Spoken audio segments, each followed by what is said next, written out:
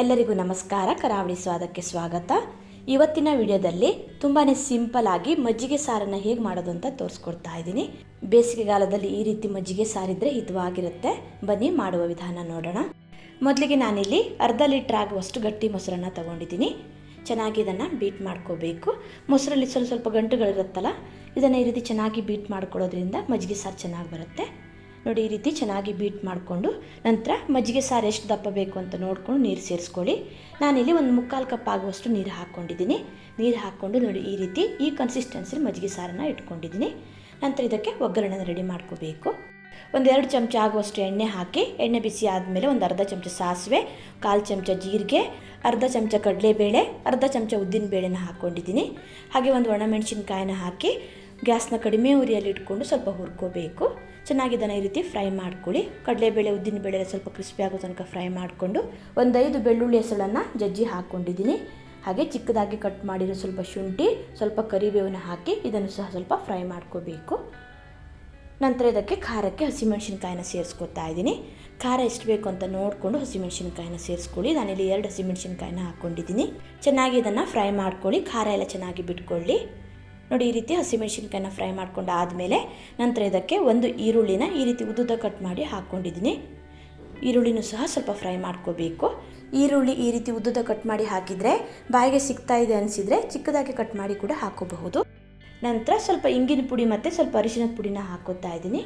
ಇದೆರಡನ್ನು ಹಾಕಿ ಈರುಳ್ಳಿ ಸ್ವಲ್ಪ ಕೆಂಪಗಾಗೋ ತನಕ ಚೆನ್ನಾಗಿ ಫ್ರೈ ಮಾಡ್ಕೊಳ್ಳಿ. ನೋಡಿ, ಈ ರೀತಿ ಈರುಳ್ಳಿ ಚೆನ್ನಾಗಿ ಫ್ರೈ ಆದಮೇಲೆ ನಂತರ ಇದಕ್ಕೆ ಚಿಕ್ಕದಾಗಿ ಕಟ್ ಮಾಡಿರೋ ಸ್ವಲ್ಪ ಕೊತ್ತಂಬರಿ ಸೊಪ್ಪನ್ನು ಹಾಕಿ ಮಿಕ್ಸ್ ಮಾಡ್ಕೊತಾ ಇದ್ದೀನಿ. ಕಡಲೆಬೇಳೆ ಉದ್ದಿನ ಬೇಳೆ ಎಲ್ಲ ಏನೂ ಸೀದಿಸದೆ ನೋಡಿ, ಈ ರೀತಿ ಹದವಾಗಿ ಎಲ್ಲವನ್ನು ಚೆನ್ನಾಗಿ ಫ್ರೈ ಮಾಡ್ಕೋಬೇಕು. ನಂತರ ಸ್ಟವ್ನ ಆಫ್ ಮಾಡಿಕೊಂಡು ತಣಿಲಿಕ್ಕೆ ಬಿಡೋಣ.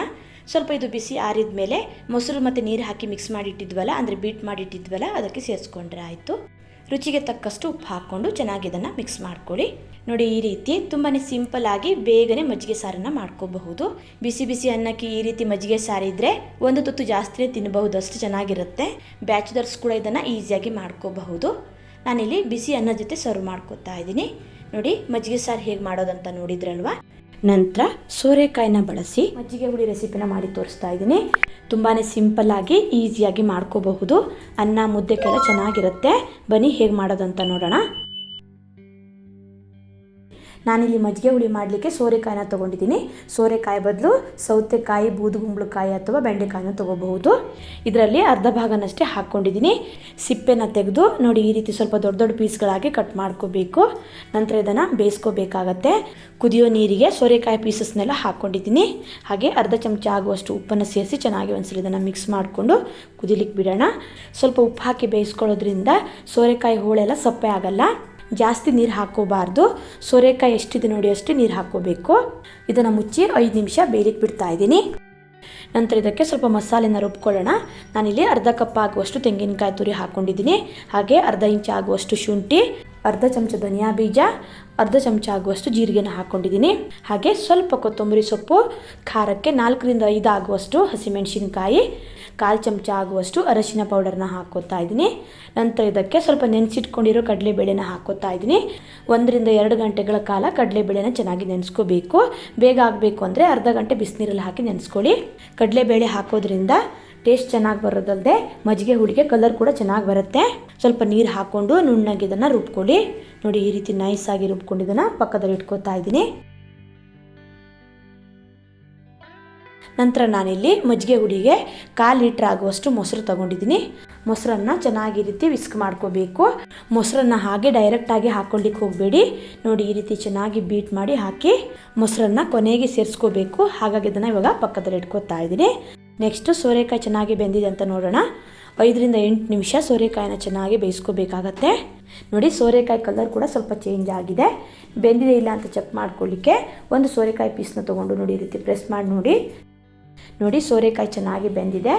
ಈ ರೀತಿ ಸೋರೆಕಾಯಿನ ಬೇಯಿಸ್ಕೊಂಡು ಇದನ್ನು ಇವಾಗ ಪಕ್ಕದಲ್ಲಿ ಇಟ್ಕೋತಾ ಇದ್ದೀನಿ. ನೆಕ್ಸ್ಟ್ ಇವಾಗ ಸ್ಟವ್ ಮೇಲೆ ಒಂದು ಕಡಾಯಿ ಇಟ್ಟು ಅದರಲ್ಲಿ 2 ಚಮಚ ಆಗುವಷ್ಟು ಎಣ್ಣೆನ ಹಾಕ್ಕೋತಾ ಇದ್ದೀನಿ. ಎಣ್ಣೆ ಸ್ವಲ್ಪ ಬಿಸಿ ಆದಮೇಲೆ ಅರ್ಧ ಚಮಚ ಆಗುವಷ್ಟು ಸಾಸಿವೆ, 2 ಒಣಮೆಣಸಿನ್ಕಾಯಿ, ಹಾಗೆ ಸ್ವಲ್ಪ ಕರಿಬೇವನ್ನ ಹಾಕ್ಕೋತಾ ಇದ್ದೀನಿ. ಸ್ವಲ್ಪ ಇದನ್ನು ಫ್ರೈ ಮಾಡ್ಕೊಳ್ಳಿ. ನಂತರ ಇದಕ್ಕೆ 2 ಚಿಟಿಕೆ ಆಗುವಷ್ಟು ಇಂಗನ್ನು ಹಾಕೋತಾ ಇದ್ದೀನಿ. ಇಂಗು ಹಾಕೋದ್ರಿಂದ ಒಳ್ಳೆ ಫ್ಲೇವರ್ ಬರುತ್ತೆ. ಇಂಗು ಫ್ಲೇವರ್ ಇಷ್ಟ ಆಗದೇ ಇರೋರು ಸ್ಕಿಪ್ ಮಾಡ್ಕೋಬಹುದು. ನಂತರ ಇದಕ್ಕೆ ರುಬ್ಬಿಟ್ಕೊಂಡಿರೋ ಖಾರನ ಹಾಕೋಬೇಕು. ಎಲ್ಲವನ್ನು ಹಸಿಯಾಗಿ ರುಬ್ಬಿರೋದ್ರಿಂದ ಹಸಿ ವಾಸನೆ ಹೋಗೋ ತನಕ ಸ್ವಲ್ಪ ಇದನ್ನು ಹುರ್ಕೊಳ್ಳಿ. ನೋಡಿ, ಈ ರೀತಿ 1 ರಿಂದ 2 ನಿಮಿಷ ಮಸಾಲೆನ ಚೆನ್ನಾಗಿ ಹುರ್ಕೋಬೇಕು. ನಂತರ ಇದಕ್ಕೆ ಬೇಯಿಸಿಟ್ಕೊಂಡಿರೋ ಸೋರೆಕಾಯಿನ ಹಾಕೋತಾ ಇದ್ದೀನಿ. ನೀರು ಸಮೇತ ಹಾಕ್ಕೊಂಡಿದ್ದೀನಿ. ಸೋರೆಕಾಯಿ ಬೇಯಿಸಿರೋ ನೀರು ಜಾಸ್ತಿ ಇದ್ದರೆ ಸ್ವಲ್ಪ ನೀರನ್ನು ತೆಕ್ಕೊಳ್ಳಿ, ಆಮೇಲೆ ಬೇಕಿದ್ರೆ ಸೇರಿಸ್ಕೋಬಹುದು. ನಂತರ ಇದನ್ನು ಚೆನ್ನಾಗಿ ಮಿಕ್ಸ್ ಮಾಡ್ಕೋಬೇಕು. ಸ್ವಲ್ಪ ದಪ್ಪ ಅನಿಸ್ತಾ ಇರೋದ್ರಿಂದ ಮತ್ತೆ ಸ್ವಲ್ಪ ನೀರು ಹಾಕೋತಾ ಇದ್ದೀನಿ. ಮಜ್ಜಿಗೆ ಹುಳಿ ತುಂಬ ದಪ್ಪ ಮಾಡ್ಕೊಳ್ಳಿಕ್ಕೆ ಹೋಗಬಾರ್ದು, ಸ್ವಲ್ಪ ತೆಳ್ಳಗೆ ಇರಬೇಕು. ನಂತರ ನಾನಿಲ್ಲಿ ರುಚಿಗೆ ತಕ್ಕಷ್ಟು ಉಪ್ಪು ಹಾಕೋತಾ ಇದ್ದೀನಿ. ಆಲ್ರೆಡಿ ಸ್ವಲ್ಪ ಉಪ್ಪು ಹಾಕಿರೋದ್ರಿಂದ ಉಪ್ಪನ್ನು ನೋಡ್ಕೊಂಡು ಸೇರಿಸ್ಕೊಳ್ಳಿ. ನೋಡಿ, ಈ ಕನ್ಸಿಸ್ಟೆನ್ಸಿಲಿ ಇಟ್ಕೊಂಡಿದ್ದೀನಿ. ಮೊಸರು ಹಾಕಿದ ಮೇಲೆ ಇನ್ನು ಸ್ವಲ್ಪ ತೆಳ್ಳಗಾಗುತ್ತೆ. ಚೆನ್ನಾಗಿ ಇದನ್ನು ಮಿಕ್ಸ್ ಮಾಡ್ಕೊಂಡಾದಮೇಲೆ ಮುಚ್ಚಳನ ಮುಚ್ಚಿ 2 ನಿಮಿಷ ಇದನ್ನು ಬೇಯಿಸ್ಕೋಬೇಕು. ಈ ರೀತಿ ಮುಚ್ಚಿ ಬೇಯಿಸ್ಕೊಳ್ಳೋದ್ರಿಂದ ಸೋರೆಕಾಯಿಗೆ ಮಸಾಲೆ ಎಲ್ಲ ಚೆನ್ನಾಗಿ ಹಿಡ್ಕೊಳ್ಳುತ್ತೆ. ನೋಡಿ, ಚೆನ್ನಾಗಿ ಬೆಂದಿದೆ. ಸ್ಟೋವ್ನ ಆಫ್ ಮಾಡ್ಕೋತಾ ಇದ್ದೀನಿ. ಕಡಲೆಬೇಳೆ ಹಾಕಿರೋದ್ರಿಂದ ಸ್ವಲ್ಪ ಇದು ದಪ್ಪ ಆಗಿದೆ. ಸರಿಯಾಗಿ ಇದು ತಣ್ಣದ ಮೇಲೆ ಇದಕ್ಕೆ ಮೊಸರು ಹಾಕ್ಕೋಬೇಕು. ಮೊಸರು ಹಾಕಿದ ಮೇಲೆ ಸ್ವಲ್ಪ ತೆಳ್ಳಗಾಗುತ್ತೆ. ಚೆನ್ನಾಗಿ ತಣ್ಣದ ಮೇಲೆ ಮೊಸರು ಹಾಕೋತಾ ಇದ್ದೀನಿ. ಬಿಸಿರುವಾಗ ಮೊಸರು ಹಾಕ್ಕೊಳ್ಳಿಕ್ಕೆ ಹೋಗಬಾರ್ದು.